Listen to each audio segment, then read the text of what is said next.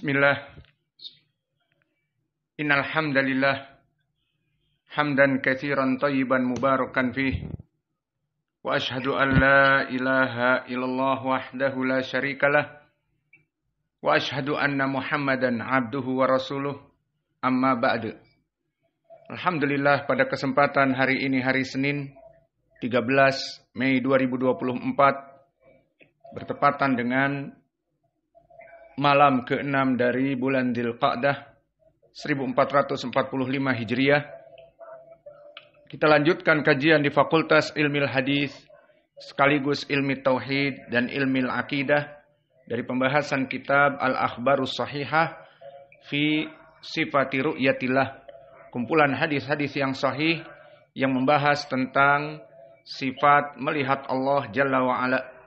Bagi ikhwah yang ingin mendapatkan PDF, silahkan mendaftar kepada Akhuna Qais seperti yang terdapat di grup.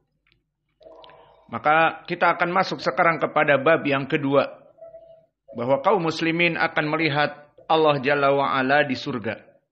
Dan pendalilannya telah kita bahas di pelajaran yang lalu dari ayat Al-Quran dan juga dari sunnah yang diriwayatkan oleh Imam Muslim dari Suhaib ibn Sinan. Maka sebelum kita masuk kepada pelajaran, dipersilahkan kepada ikhwanuna untuk mentasmi al-matan dari pembacaan al-bab dan juga dari ayat Al-Quran serta dari hadis Suhaib ibn Sinan. Tafadhalu hafidhakumullah. Bismillah.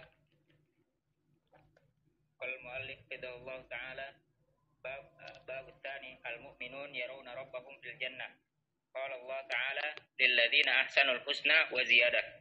Qala Muslim bin Hajjaj rahimahullah, haddatsana Ubaidullah ibn Maisarah qala haddatsani Abdurrahman ibn Mahdi haddatsana Hammad bin Salamah an Thabit al-Bunani an Abdurrahman ibn Abi Laila an Shuhaib an Nabi sallallahu alaihi wasallam qala idza dakhala ahlul jannah al-jannata qala yaqulu Allah tabaraka wa ta'ala turiduna syai'an azidukum fayaquluna alam tubayyid wujuhana alam tudkhilna jannah wa tunajjina minan nar qala fayakshiful hijab fama u'tu syai'an ahabba ilaihim minan nadhari ila rabbihim azza wa jalla. Hadatsana Abu Bakar ibn Abi Syaibah hadatsana Yazid ibn Harun an Hammad ibn Salamah bi hadzal isnad wa zada thumma tala hadhihi al-ayah lil ladzina ahsanul husna wa ziyadah. Bismillah. Qala al-mu'allif hafidhahullah ta'ala al-babu tsani al-mu'minuna yarawna rabbahum fil jannah.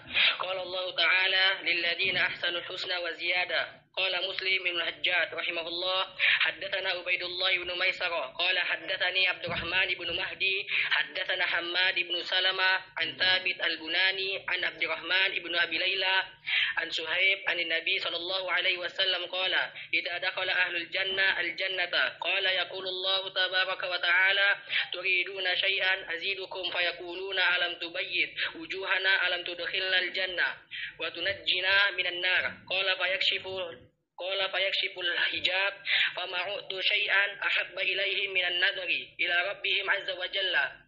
Haddatsana Abu Bakar ibn Abi Syaibah haddatsana Yazid ibn Harun an Hammad ibn Salamah bi hadzal isnad wa zada thumma tala hadhihi al-ayah lil ladzina ahsanul husna wa ziyadah.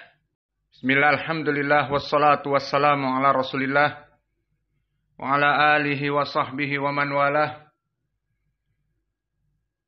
Kita masuk kepada hadis nomor 20 dan masih membahas di bab yang kedua tentang penjelasan ayat lilladzina ahsanul husna wa ziyadah.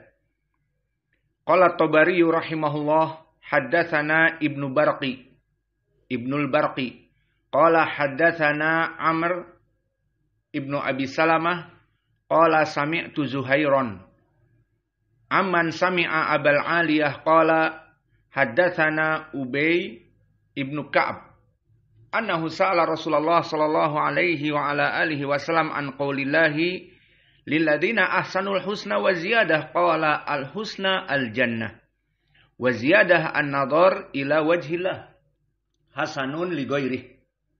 Maka ini adalah hadis yang ketiga dari hadis yang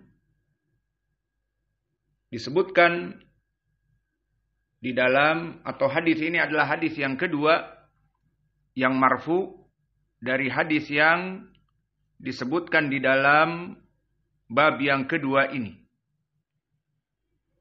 Maka pendalilannya di sini menjelaskan tentang ayat Allah lilladzina ahsanul husna wa ziyadah, bagi mereka orang-orang yang beriman di dunia dan melaksanakan amal-amal soleh, baginya al-husna. Apa itu? Ditafsirkan, kata Ubay, berkata Nabi, al-husna surga, wa ziyadah melihat wajah Allah. Maka mana wajah pendalilan? Mutabaqah li tarjimah dhahirah fil lafadz, wa ziyadah an-nadhar ila wajhillah. Bahwa ziyadah adalah melihat kepada wajah Allah. Kemudian berkata Al-Imam Al-Bukhari, haddatsana Ibnul Barqi. Siapa Ibnul Barqi? Dia Muhammad ibnu Abdullah Al-Misri. Ibnul Barqi Abu Abdullah. Dan rawi ini meninggal di tahun 249. Dan dia di atas derajat thiqah.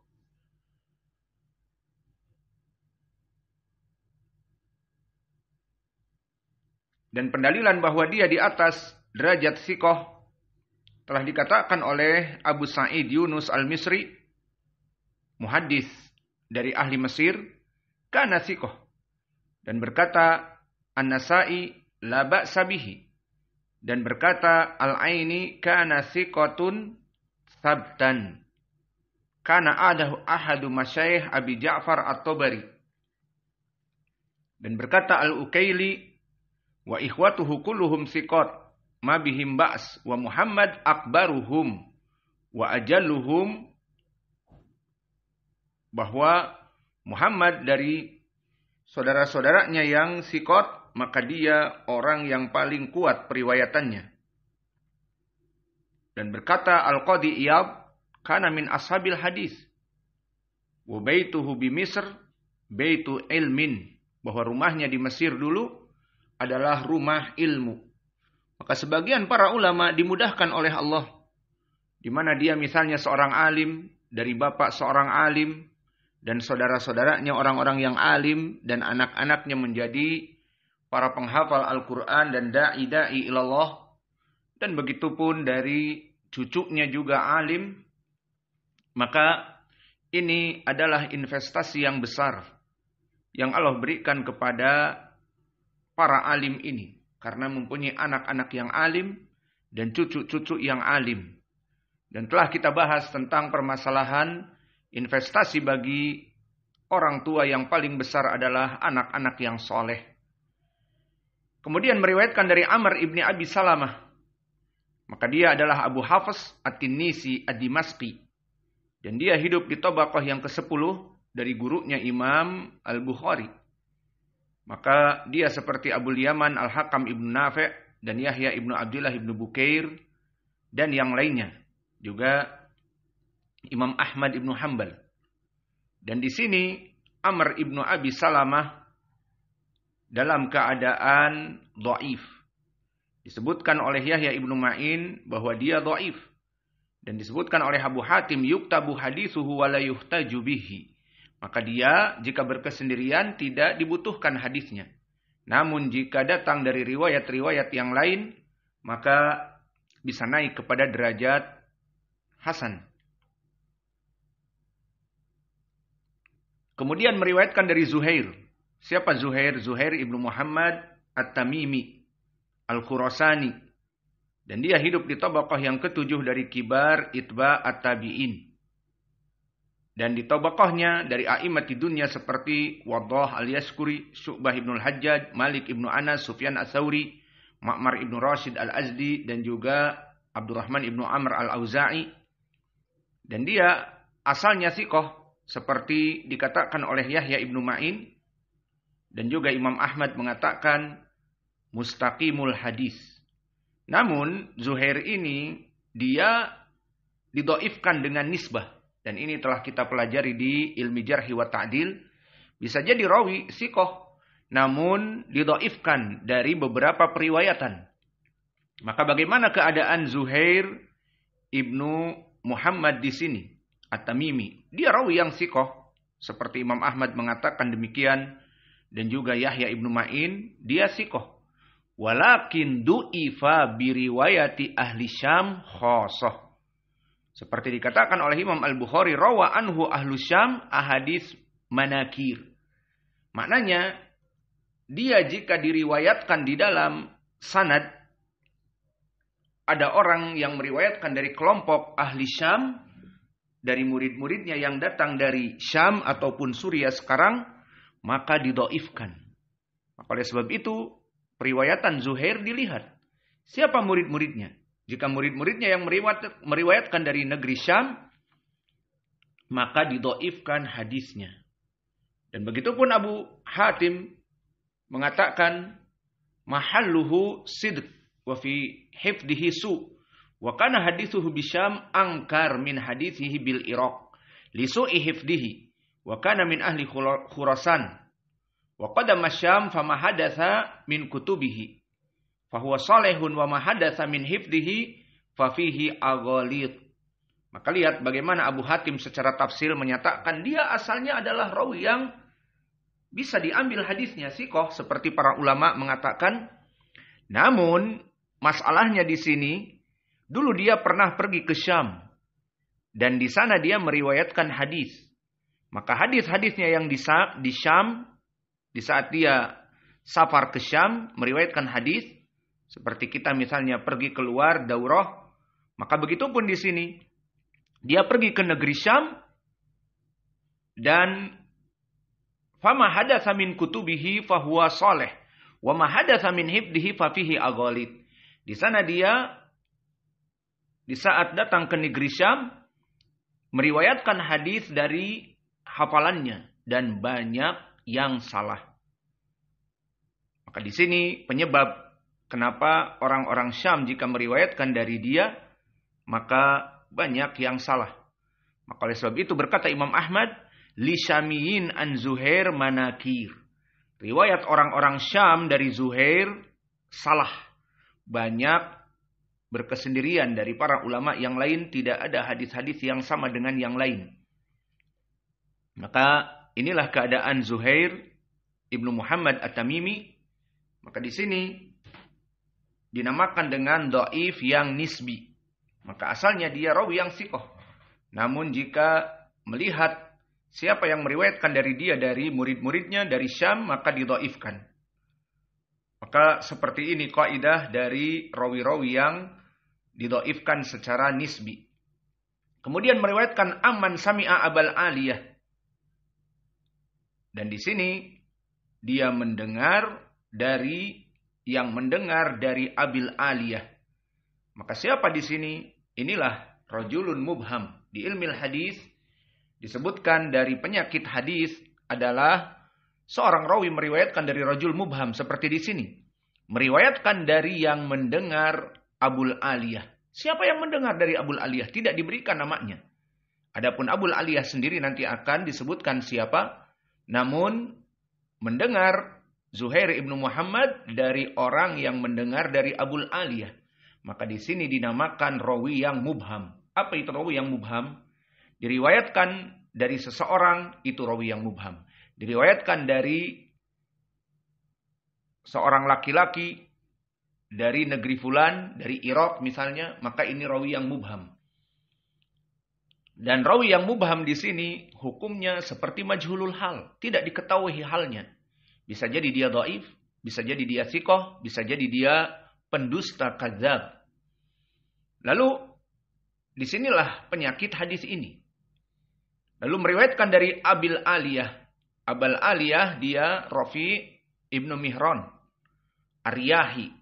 Maka di sini dia hidup di tabaqah kibar at-tabi'in, di tabaqah yang kedua atau mukhadram. Dan di tabaqah ini seperti Sa'id Ibnu Musayyib, Qais Ibnu Abi Hazim, dan Masruq Ibnu Al-Ajda' dan Abdurrahman Ibnu Abi Layla yang telah kita lewati kemarin. Maka di tabaqatnya juga dari orang-orang yang sikoh seperti Humaid Ibnu Abdurrahman Ibnu Auf Az-Zuhri dan Rib'i Ibnu Hirash dan Himran juga Maula Utsman, semuanya hidup di tabaqah yang kedua. Dan kedudukan beliau Abul Aliyah ini Ar-Riyahi yang bernama Rafi' ibnu Mihran dalam keadaan sikoh. Disikohkan oleh Yahya ibnu Ma'in dan Abu Zur'ah serta Abu Hatim. Kemudian meriwayatkan dari Ubay ibnu Ka'ab. Maka sahabat yang kita riwayatkan di dalam hadis yang kedua dari bab yang kedua ini adalah sahabat Ubay ibnu Ka'ab. Maka siapa beliau? Ubay ibnu Ka'ab huwa ibnu Qais Abul Munzir al-Khazraji al-Ansari. Maka Ubay ibnu Ka'ab dari Ansor, bukan al-Muhajirun yang mengikuti Nabi dari Makkah, tetapi dia dari Ansor. Dan Ubay ibnu Ka'ab adalah Sayyidul Qura dari sahabat dan Sayyidul Ansor. Maka dia termasuk dari masternya, dari orang-orang yang menerima qiraah dari Nabi. Dan dia dari Sayyidnya orang-orang Ansor, dari nasabnya yang tinggi. Maka keutamaan Ubay ibnu Ka'ab spesifik dalam permasalahan Al-Quran. Pertama, dia orang yang mengumpulkan Al-Quran di zaman Nabi. Maka ini tidaklah mudah. Dia mengumpulkan apa yang diucapkan oleh Nabi, ditulis. Kemudian dikumpulkan, dan antum jangan mengira, dan ini pelajaran bagi kita di pelajaran qiraah asyarah, bahwa Al-Quran yang ditulis oleh para sahabat adalah qiraah Hafs an Asim yang antum kira sekarang. Contohnya, dia mengumpulkan misalnya Al-Quran surat An-Nas. Seperti yang antum kira, ya An-Nas seperti yang kita baca. Qul a'udzu birabbin nas, malikin nas, ilahin nas, dan seterusnya. Jawabnya bukan seperti itu. Itu dinamakan qiraahnya misalnya Hafs an Asim, dan Hafs belum lahir pada saat itu.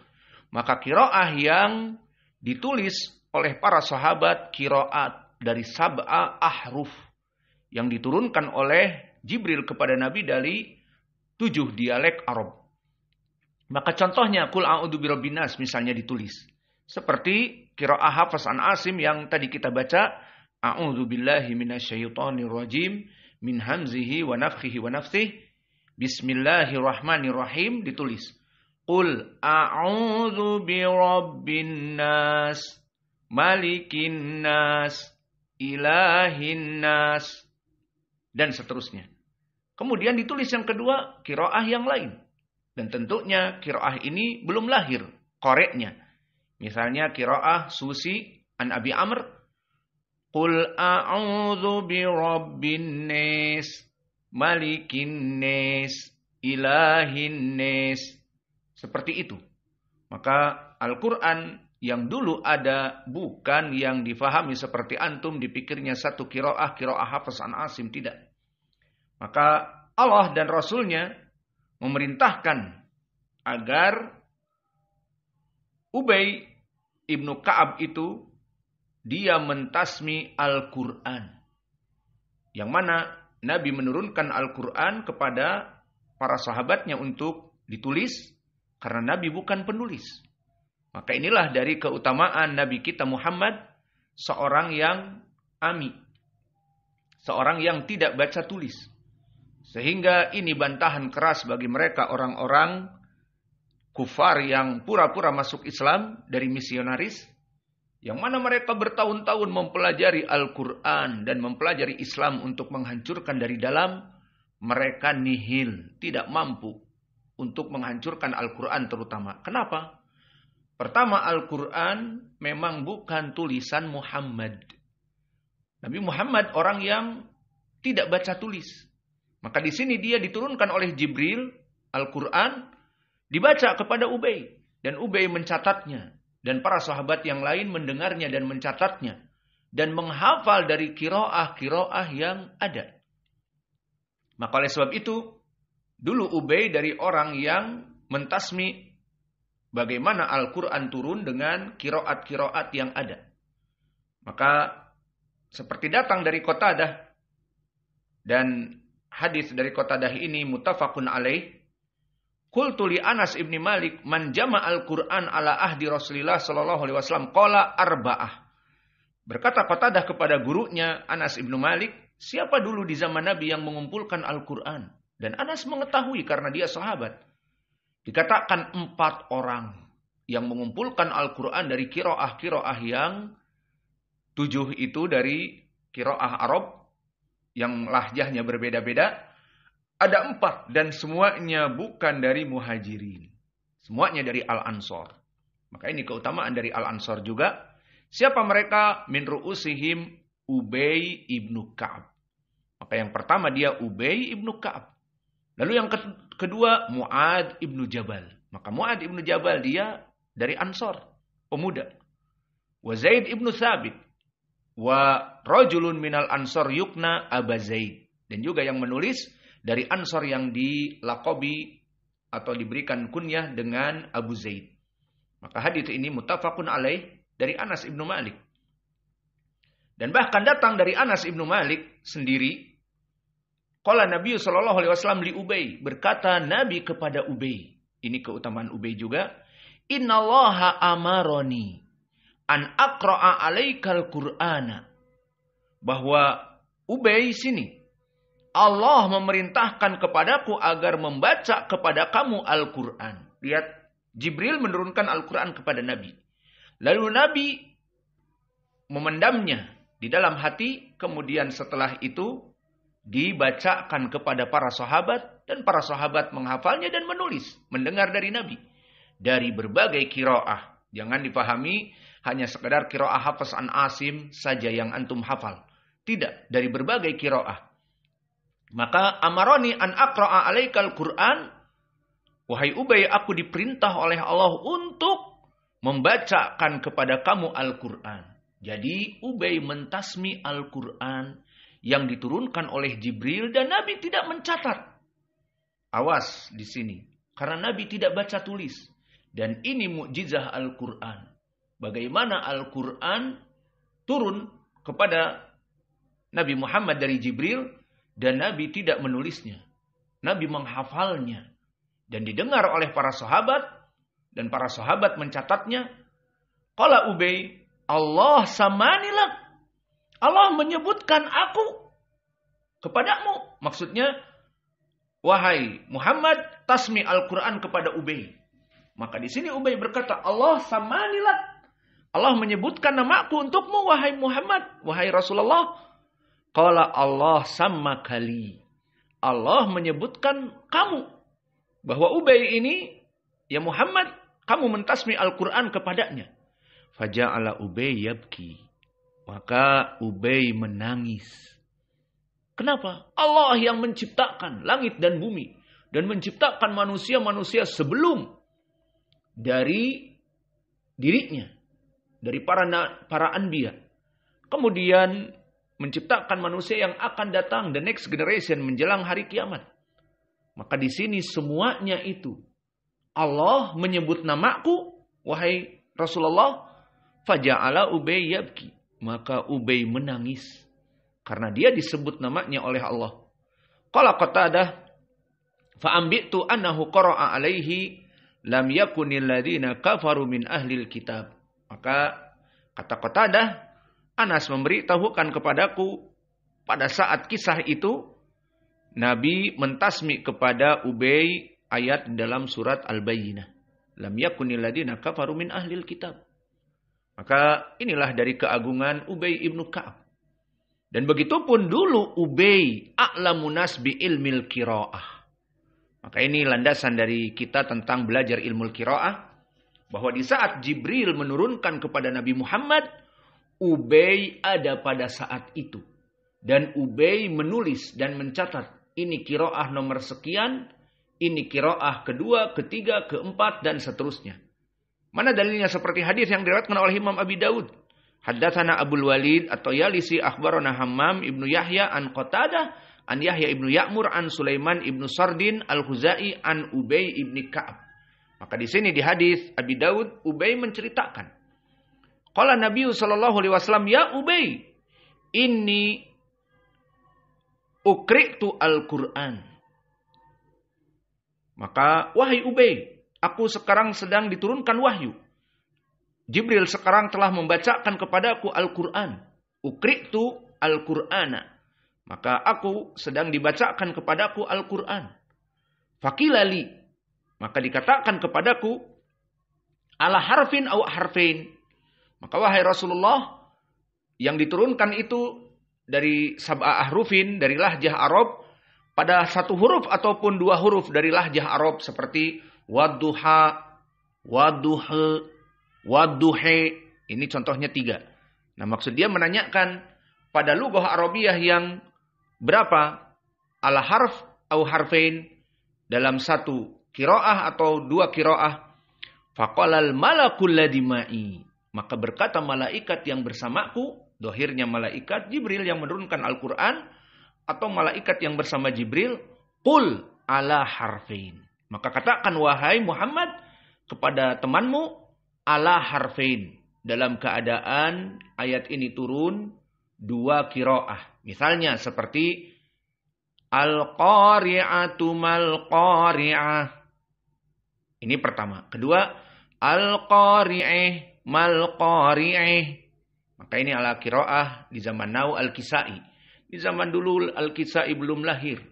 Dan qiraah al-qari'ah mal-qari'ah, qiraah Hafiz an Asim. Hafiz belum lahir, Asim Ibnu Abi Nujud belum lahir. Maka qiraah pada saat itu belum dinisbatkan kepada siapa-siapa. Yang jelas diturunkan dengan 2 dialek bahasa Arab. Maka dikatakan qultu ala harfain. Maka turun dengan 2 dialek bahasa Arab wahai Ubay. Qultu ala harfain. Faqila li ala harfain au thalathah. Kemudian setelah itu turun lagi ayat. Ayat ini pada 2 bahasa Arab ataupun 3 lahjah. Faqala al-malaku alladzi ma'i qul ala thalathah. Maka katakanlah kepada Ubay pada 3 dialek. Nah, ini contohnya seperti wadduha, wadduh, wadduhe. Maka ada 3 dialek di sini. Qultu ala thalathah. Maka aku katakan, tulislah dari 3 lahjah Arab. Hatta balagha sab'a ahruf. Sampai kadang-kadang mencapai kepada ikhtilaf yang 7 perbedaan qiraah Arab. Maka ini menjadi pendalilan bagaimana Ubay ibnu Ka'ab, orang yang mentasmi dari Al-Quran yang diturunkan Jibril kepadanya, dan dia mengetahui dari qiraah-qiraah, dari 7 qiraah atau dari 6 qiraah dialek Arab, maka dia mengetahuinya bahwa ayat ini diturunkan dengan 2 dialek, dengan 3 dialek.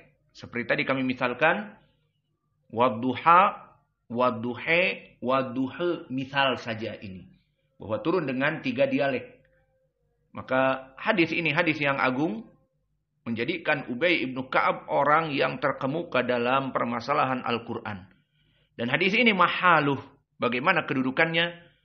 Telah disahihkan oleh Syekh kami Muqbil. Qala Syekh kami, hada hadithun sahih ala syarti syekhain. Hadis ini hadis yang sahih. Rijal-rijalnya sesuai dengan rijal Al-Bukhari dan Muslim. Maka oleh sebab itu, dulu Ubay orang yang paling faqih dalam permasalahan Al-Quran. Dan ini datang dari Ubay itu sendiri, di mana dia berkata Rasulullah, ya Abul Mundir, kunyah dari Ubay Abul Mundir. Atadri ayu ayah min kitabillah ma'ak a'zam? Kamu tahu tidak bahwa ada ayat yang sudah kamu hafal semuanya itu, di mana dia itu sangatlah agung. Maka di sini diuji bagaimana ilmu dari Ubay. Qultu Allah wa rasuluhu a'lam. Qala ya Abul Mundir, atadri ayu ayah min kitabillah ma'ak a'zam? Maka tadi dijawab oleh Abul Mundir, Allah dan Rasulnya yang maha mengetahui. Maka di sini tidak apa-apa. Nabi ingin bahwa Ubay menjawab. Maka salah pun tidak apa-apa. Dan jawablah. Maka dijawab, qultu Allahu la ilaha illa huwal hayyul qayyum. Bahwa dia ayatul kursi ya Rasulullah. Fadaraba fi sadri wa qala wallahi layah nika al-ilmu abal mundir. Maka dipukullah dada Ubay ibnu Ka'ab, dan maknanya dipukul di sini bukan pukulan yang sakit, tetapi maknanya tepukan dada dan didoakan, wallah layah nikal ilm abal mundir, maka demi Allah bahwa ilmu yang ada pada kamu itu akan membahagiakan kamu dan menjadikan kamu seorang alim, wahai abal mundir. Maka lihat bagaimana para sahabat dahulu, mereka duduk bermulazamah bersama Nabi dan serius dalam menuntut ilmu. Bukan Nabi mengajar dan mereka main-main, atau seperti kalian, kita mengajar dan kalian main-main, dan kita mengajar kalian ada yang keluar, ada yang bermain dan seperti itu, atau ngantuk di majelis, maka ini tidak pantas. Dan berkata Rasulullah SAW akhirnya memberikan tazkiyah dalam permasalahan pembacaan Al-Quran. Maka dikatakan istaqra'ul Qur'ana min arba'ah. Maka kalau begitu ambillah Al-Quran untuk dihafal dan dicatat dan diamalkan dan direnungkan dari 4 orang.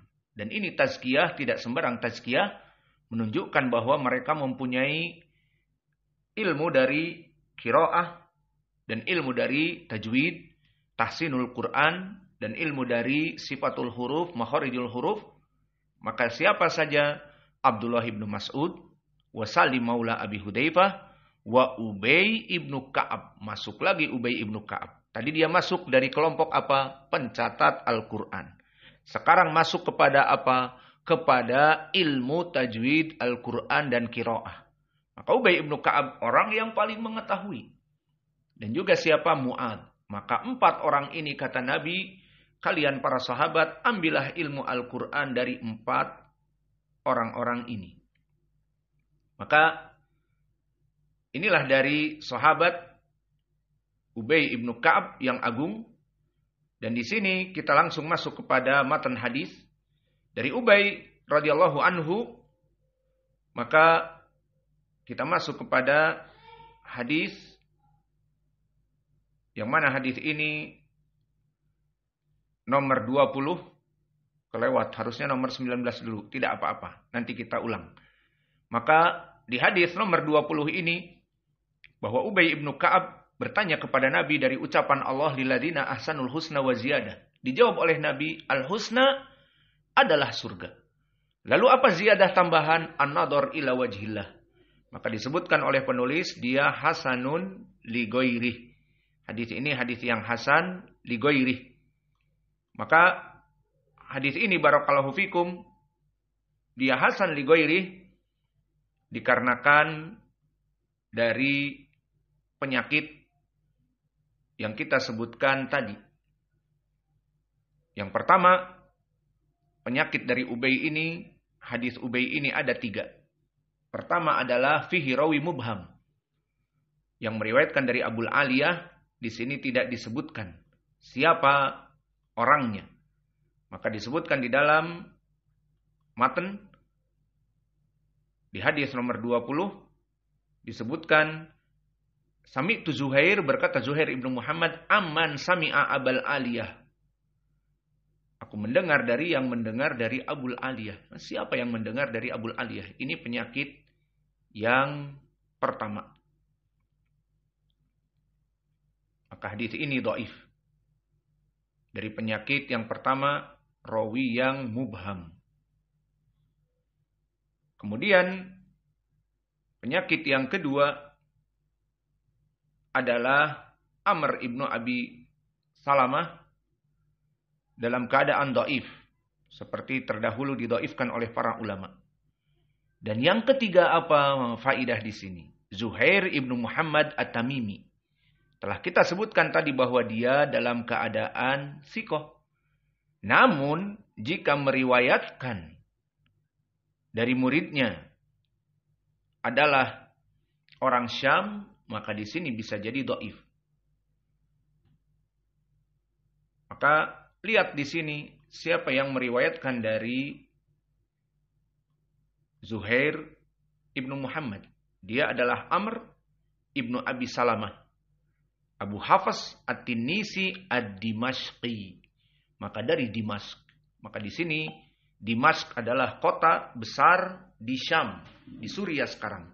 Maka di sini apa yang bisa kita petik barakallahu fikum? Bahwa barang siapa yang ingin menjadi muhaddis, ingin memeriksa hadis dan mensahihkan dan mendhaifkan hadis seperti para ulama muhaddisin Syekh kami Muqbil dan Syekh Al-Albani dan murid-muridnya yang lain, maka mereka harus mengetahui history, ilmu sejarah. Bagaimana sejarah dari orang-orang yang dulu hidup di zaman dulu. Seperti Zuhair ibnu Muhammad di sini. Siapa dari murid-muridnya yang datang dari Syam? Nah, di sini diketahui yang datang dari Syam adalah rawi yang dhaif tadi. Siapa? Amr ibnu Abi Salamah At-Tinisi Ad-Dimashqi. Maka di sini seorang muhaddis yang memeriksa hadis harus mengetahui di mana Dimashq. Jangan mengatakan Dimashq itu ada di Mesir. Jangan mengatakan Dimashq itu sebelah dari Depok di Indonesia. Salah. Maka harus diketahui di mana Dimashq. Dimashq itu adalah Damaskus sekarang. Dan dia di mana Damaskus? Dia di Syam sekarang. Maka kalau begitu, orang ini dari Syam meriwayatkan dari Zuhair ibnu Muhammad, maka jadi dhaif. Maka hadis ini, asar ini yang datang dari Ubay ibnu Ka'ab yang menanyakan kepada Nabi, apa makna liladina ahsanul husna wa ziyadah? Dhaif dikarenakan 3 penyakit. Namun telah datang hadis yang sebelumnya dari Ka'ab ibnu Ujrah yang tadi terlewat, maka kita sekarang mundur kepada hadis nomor 19. Dan setelah itu kita tutup pelajaran kita. Qala Abu Ja'far At-Tabari rahimahullah, haddatsana Ibnu Humaid, qala haddatsana Ibrahim ibnul Mukhtar an Ibni Jurayj an Atha an Ka'ab ibnu Ujrah radhiyallahu anhu ani Nabi sallallahu alaihi wasallam fi qoulihi ta'ala lil ladina ahsanul husna wa ziyadah qala az-ziyadah an-nadhar ila wajhi rahman azza wa jal wa jalaluhu hasanun li ghairi. Maka ini hadis yang ketiga marfu. Setelah hadis tadi yang kami sebutkan dari Ubay ibnu Ka'ab. Dan di sini wajah pendalilannya dimasukkan oleh penulis jelas bahwa tafsir dari az-ziyadah adalah melihat wajah Allah. Maka hadis ini diriwayatkan oleh Imam Abu Ja'far At-Tabari dan meriwayatkan Abu Ja'far dari gurunya Ibnu Humaid dan dia Muhammad Ibnu Humaid Ibnu Hayyan Ar-Razi.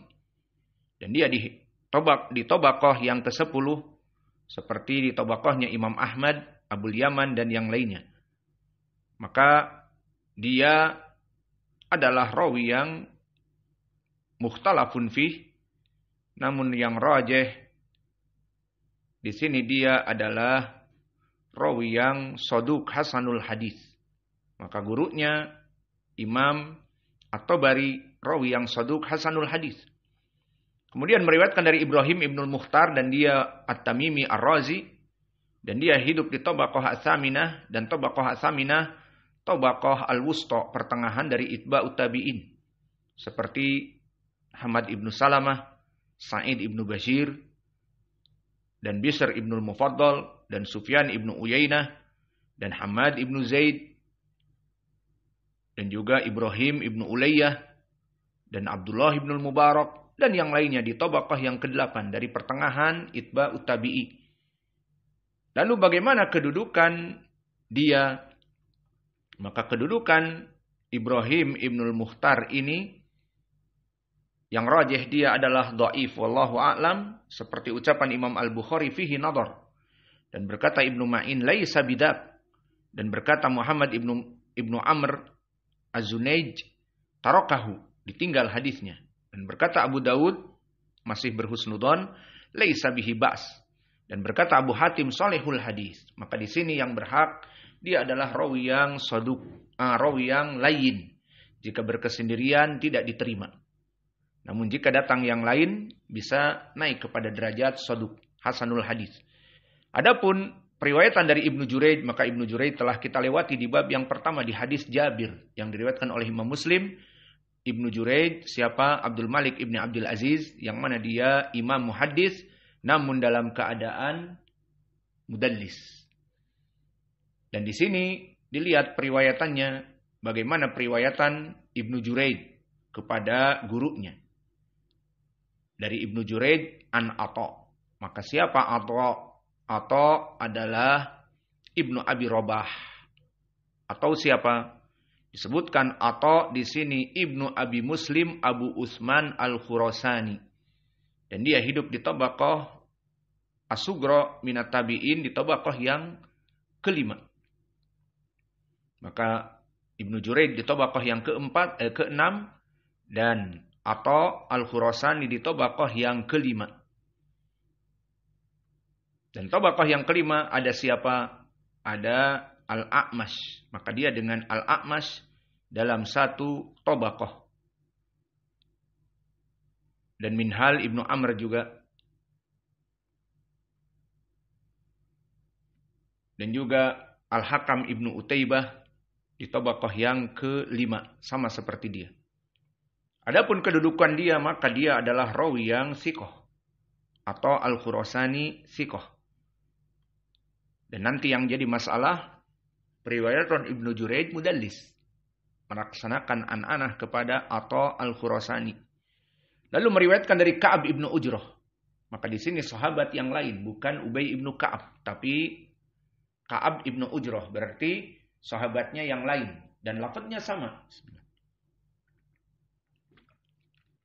Maka Ka'ab Ibnu Ujrah, dia seorang sahabi Al-Jalil. Dari Al-Ansar. Meriwayatkan dari dia para ulama Al-Ansar dan turun bagi dia ayat. Ingat ayat apa? Mungkin telah terdahulu dalam permasalahan bekam. Allah berfirman, "Faman kana minkum maridon au bihi ada min ra'sihi fafidyatun min siyamin au shadaqatin au nusuk." Maaf, di bab tentang permasalahan keutamaan puasa. Maka ingat pada saat itu bagaimana orang yang berpuasa itu, orang yang melaksanakan haji dan umrah tidak boleh mencukur rambut. Namun karena karena Ka'ab Ibnu Ujrah mempunyai kutu-kutu yang banyak, maka dia merasa kesulitan.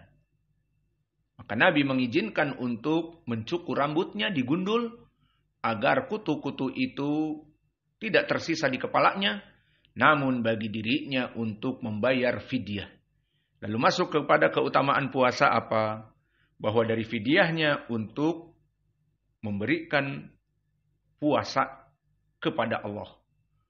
Nah, maka puasa dari keutamaannya adalah ibadah yang dijadikan sebagai pengganti. Maka turun ayat, "Faman kana minkum maridun aw bihi ada min ra'sihi fafidyatun min siyamin aw shadaqatin aw nusukin." Barang siapa di antara kalian yang sedang melaksanakan haji ataupun umrah kemudian sakit di kepalanya dikarenakan kutu ataupun apa saja yang menyebabkan dia harus dibotak dahulu dan tidak menunggu waktu untuk tahallul al-kubra selesai dari musim haji, maka boleh namun membayar puasa atau membayar sedekah atau sembelihan. Maka hadis ini turun kepada Ka'ab Ibnu Ujrah seperti kisah Ka'ab Ibnu Ujrah itu sendiri di lafaz Al-Bukhari dan Muslim. Maka anahu kharaja ma'an Nabi sallallahu alaihi wasallam muhriman. Faqamila ra'suhu walihiyatuhu. Fabalagha dzalika Nabi sallallahu alaihi wasallam fa arsala ilaihi fada'a al-hallaq. Fahalaqa ra'sahu. Suma qala lahu hal indaka nusukun qala ma aqdiru alaih fa amarahu an yasuma thalathata ayyam au yut'im sittata masakin likulli miskin sa' fa anzalallahu jalla wa ala fihi khassah faman kana minkum maridun au bihi ada min ra'sihi summa kanat lil muslimin ammah. Maka hadis ini yang kami baca adalah hadis yang khas diriwayatkan oleh Imam Muslim Dan maknanya di sini mengatakan Ka'ab ibnu Ujrah tentang keadaan bagaimana dia di waktu umroh. Dia melaksanakan umroh bersama Nabi dan kepalanya penuh kutu dan jenggotnya. Maka Nabi yang melihat keadaan ini merasa kasihan. Fada'al halak. Halak adalah tukang cukur. Fahalaka ra'sahu, maka dicukur rata kepalanya, mengkilat dohirnya dengan silet. Bukan seperti zaman now dengan mesin nomor 1, nomor 2. Faqala lahu hal indaka nusuk, maka harus membayar fidyah. Apakah kamu punya sembelihan? Dikatakan, aku tidak mempunyai ya Rasulullah. Maka kalau begitu puasa 3 hari. Dan di sini keutamaan dari siam, dijadikan siam pengganti bagi mereka orang-orang yang tidak mampu untuk menyembelih, dijadikan gantinya siam. Maka turunlah ayat ini khusus kepada Ka'ab pada saat itu dan menjadi umum kepada kaum muslimin. Dan ini dijadikan kaidah di dalam ilmi usul tafsir dan juga di dalam usul fikih, al-ibrah bi umumi lafadz la bi khusus as-sabab. Bahwa yang menjadi poin di dalam syariat Islam itu bukan sebabnya siapa. Turun untuk Ka'ab, ya sudah untuk Ka'ab saja. Tidak, tetapi bi umumi lafadz. Lafadznya bersifat umum. Bahwa ayat ini bagi mereka orang-orang yang haji ataupun umroh di zaman now, namun di kepalanya ada kutu atau di kepalanya ada sesuatu yang gatal, yang harus dia itu mencukur sebelum tahallul, maka boleh-boleh saja untuk mengambil rambutnya. Mana dalilnya hadis ini? Namun harus menyembelih. Kalau tidak mampu menyembelih, untuk melaksanakan puasa 3 hari. Kalau tidak, memberikan makanan untuk 6 orang fakir miskin. Maka hadis ini, sanad ini dhaif. Seperti tadi kami sebutkan, penyakitnya adalah 3 penyakit juga. Jadi hadis Ubay ibnu Ka'ab ada 3 penyakit. Yang kedua juga 3 penyakit. Maka di penyakit ini ilah yang pertama Atha, dan di sini Atha ibnu Abdillah al-Khurasani yursilu katsiran. Dia banyak melaksanakan irsal dan dia tidak mendengar dari sahabat satupun. Maka ini ucapan dari para ulama seperti Yahya ibnu Ma'in. Laqiya ahadan min ashabin Nabi sallallahu alaihi wasallam faqala ma sami'tu. Maka riwayatnya dari Ka'ab ibnu Ujrah dalam keadaan mursalah. Maka di saat ditanya, apakah mendengar dari sahabat? Dikatakan tidak. Maka di sini hadisnya mursal. Itu penyakit yang pertama. Kedua, penyakit Ibnu Juraid yang mudallis. Di sini dia tidak melaksanakan tasrih, dia menyebutkan an. An siapa? An Atha al-Khurasani. Jika dia meriwayatkan dari Atha Ibnu Abi Robah, maka tidak berpengaruh. Karena Ibnu Juraid min asbatinas kepada Atha Ibnu Abi Robah. Namun di sini Atha al-Khurasani Ibni Abdillah lain lagi. Dan permasalahan yang ketiga, Ibrahim Ibnul Mukhtar. Tadi kita sebutkan layinul hadis. Berkata Al-Bukhari fihi nadhar. Berkata Ibnu Ma'in laisa bidak. Berkata Abu Hatim salihul hadis. Maka di sini hadis ini menjadi dhaif. Namun dengan hadis yang terdahulu yang kita baca dari Ubay ibnu Ka'ab bisa naik kepada derajat Hasan li ghairih. Dan makna Hasan li ghairih, dia hadis hasan yang datang dari jalan yang lain, bukan dari satu jalan. Maka dengan ini wallahu a'lam hadis ini menjadi hadis yang Hasan li ghairih. Dan Hasan li ghairih bisa dijadikan pendalilan. Maka dari 2 riwayat Ka'ab ibnu Ujrah dan Ubay ibnu Ka'ab bisa kita jadikan pendalilan bahwa Allah dilihat di hari kiamat. Mana dalilnya? Ucapan Allah lilladina ahsanul husna wa ziyadah ditafsirkan oleh Nabi dari 2 jalan sahabat yang keduanya dhaif menjadi Hasan li ghairih tadi. Al-husna adalah surga dan az-ziyadah melihat kepada Allah. Maka inilah dari pembahasan kita dari 2 hadis. Maka insyaallah hadis ini dihafal dan insyaallah besok ba'dal fajr akan kalian tasmi. Maka awas ba'dal fajr jangan ada yang ngantuk, jangan ada yang bolos, jangan ada yang tidur di sakan. Nanti akan kita catat siapa yang tidak hadir. Mentang-mentang kalian ikut pelajaran online kemudian pada tidur. Maka semangat menuntut ilmu, bukan santai menuntut ilmu. Pikirkan kalian di sini untuk menuntut ilmu, bukan untuk berleha-leha. Dan hafalkan. Maka besok ditasmi hadis Ubay ibnu Ka'ab dan hadis Ka'ab ibnu Ujrah. Wa naktafi ila huna wa jazakumullahu khaira wa barakallahu fi ilmikum. Subhanakallahumma bihamdika asyhadu an la ilaha illa anta astaghfiruka wa atubu ilaik.